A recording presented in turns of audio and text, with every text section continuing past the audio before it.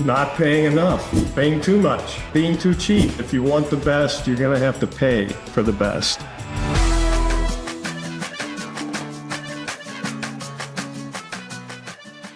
Welcome to Cracking the Code, where we make HVAC success clear, simple, and stress-free. I'm your host and Contractor University General Manager, David Holt.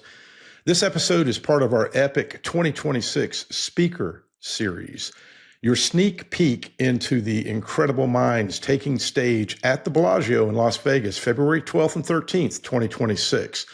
Today, we're honored to be joined by Paul Kelly, retired president of Parker & Sons and former Southwest Region CEO for the Wrench Group, a true HVAC industry GOAT.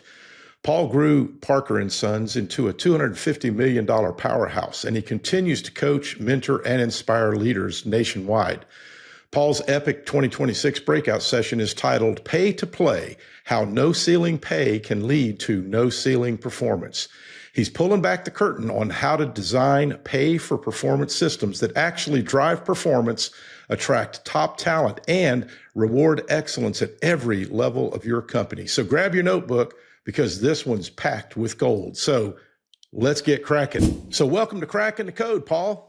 Good to be here. Good to be on this with you, Dave. Appreciate it, man. It's good to work with you on this and a lot of other programs we've got going on right now. It's a good time to be involved in the HVAC industry, isn't it? Yeah, you betcha. A lot of people have had tough years, but yeah, this is the best time to be in the industry. It's no doubt about it. So you said that compensation drives crazy growth when it's done right. What are the biggest mistakes that you think contractors make when they move to a pay for performance type model, and how can they avoid those mistakes? That's a good question. I've seen a lot of mistakes. I've made a lot of mistakes.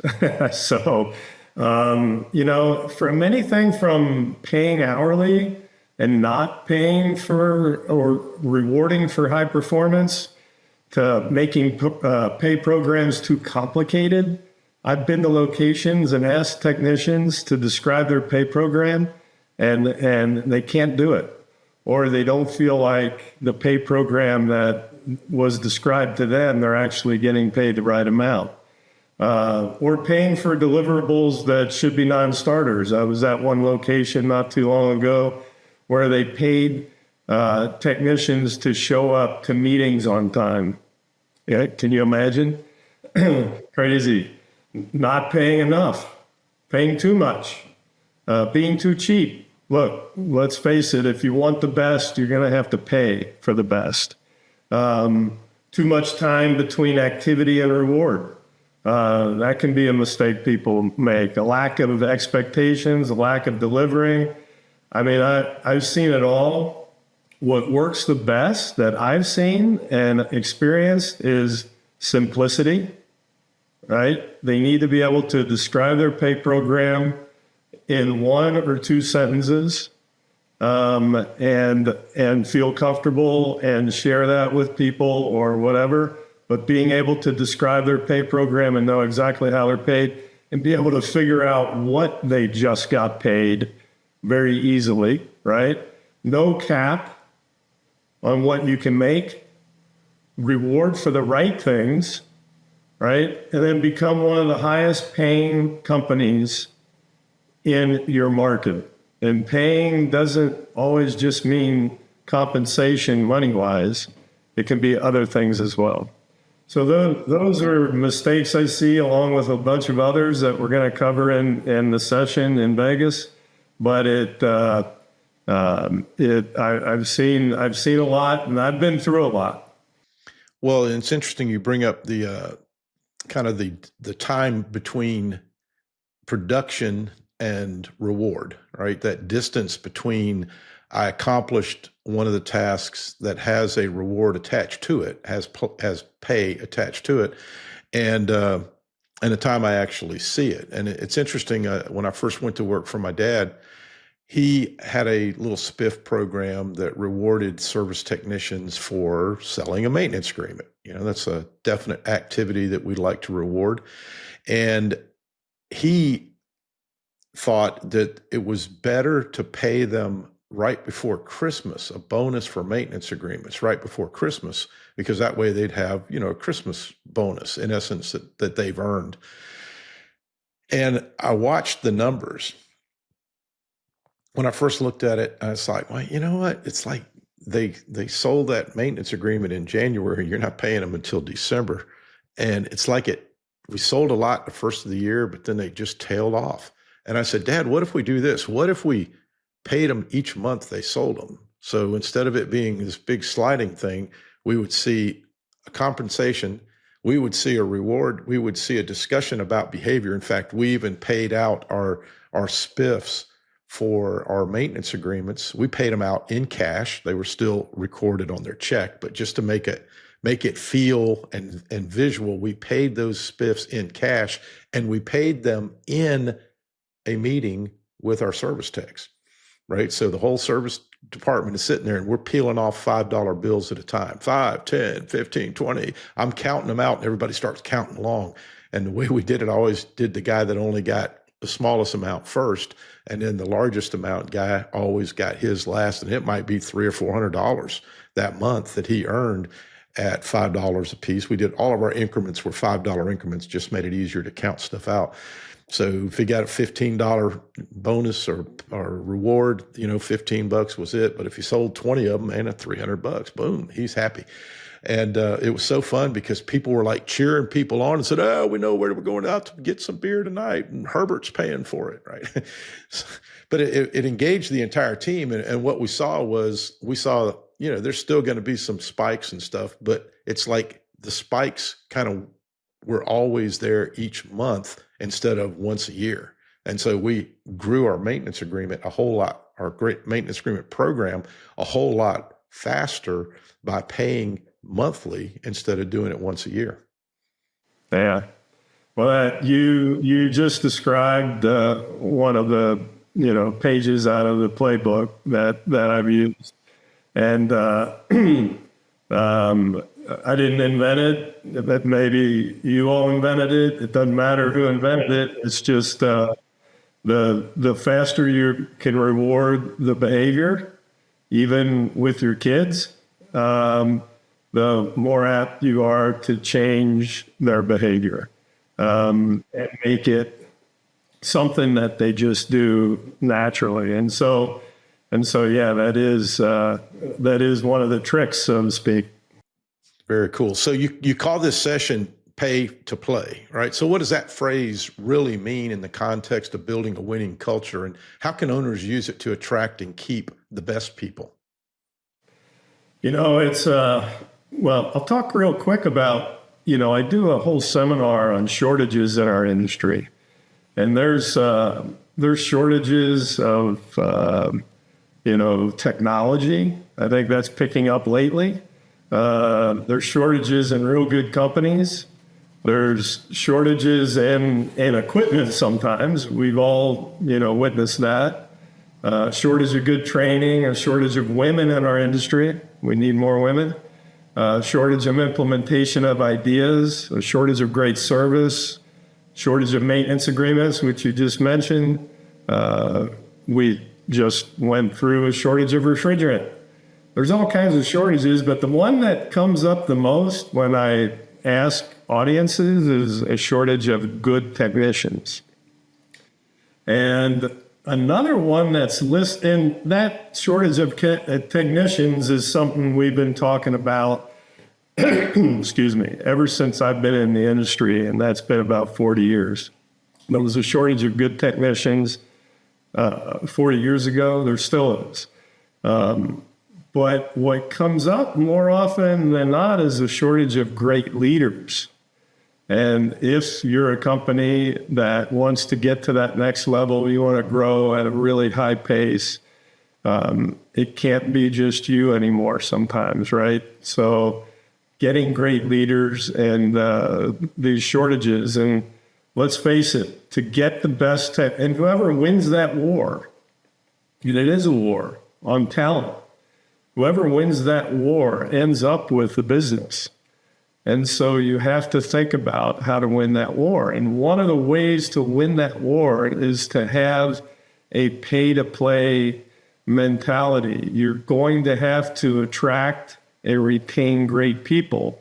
And to do that, you should want to pay more than anybody else, provide certain things that other companies can't. There's all kinds of forms of payment, and not just money.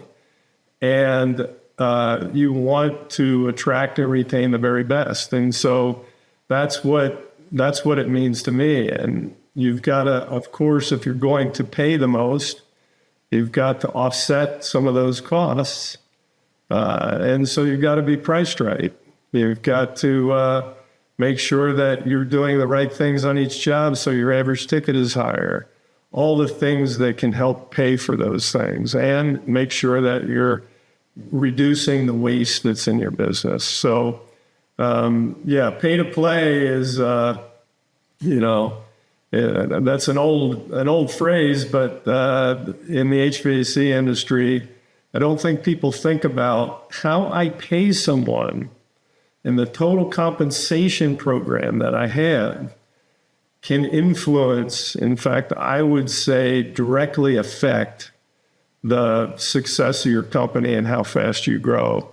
And it's a good place to start is, making sure that you're set up right. So the whole idea of different rewards that go really beyond money. We know all these rewards and recognition and so forth, they all cost something in some way, but it's not always stuff that shows up on the W-2, right? It's not always something that shows up on the paycheck. So what are some of the creative or low cost ways that you've seen leaders pay their team, recognize their team, that actually build loyalty from a team standpoint? Because once we finally get someone in the business, it's great to keep them, right? So Ron Smith used to always talk about get and keep customers. Well, get and keep good team members is another huge thing we need to do. So what are some of those kind of creative or low cost ways that folks can recognize their team and build that loyalty and motivation without breaking the bank? Yeah, great question. We spend three things in life: time, money, and energy.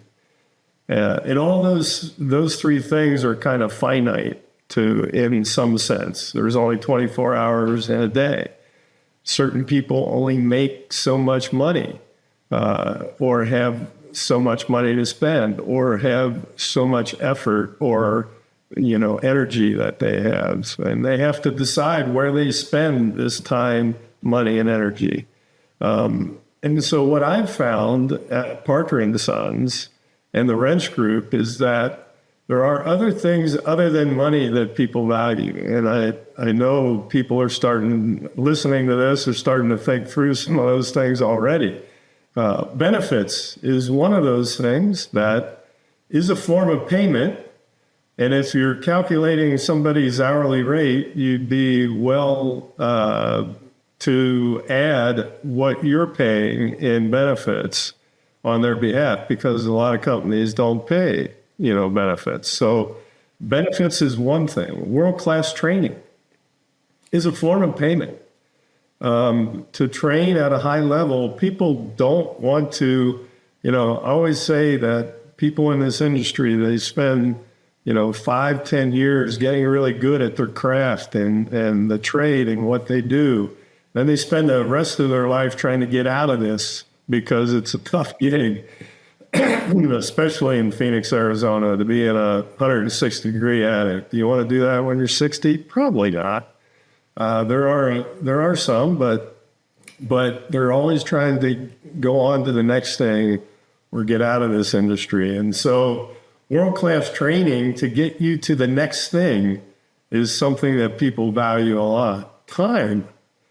Think of time as a benefit. Time, if you can give people time, especially younger people, they value time as much as they do money. In the old days, it was you worked 60, 70 hours a week, you worked overtime, you worked 2 or 3 jobs, you had to support your family. Making money was the thing, right? Nowadays, that's not so true, right? Time is what's important to people. Time to do the things that they want to do, whether it's with their kids or their family, or a hobby, or other things that they want to accomplish. And so think of time as a benefit. If you can give them more time to do the things that they really want to do, then you've got something. Working from home, there's a benefit. Working from home, COVID, flushed this one out really well. And now you can't just let people work from home and be non-productive or less productive. They have to maintain certain standards. But there are a lot of people that would give up money to work from home, right? As long as they're highly productive. This can be a great benefit and a form of payment in some sense. We have people at Parker & Sons that would do anything to not give up that benefit of working from home. We use it as a weapon.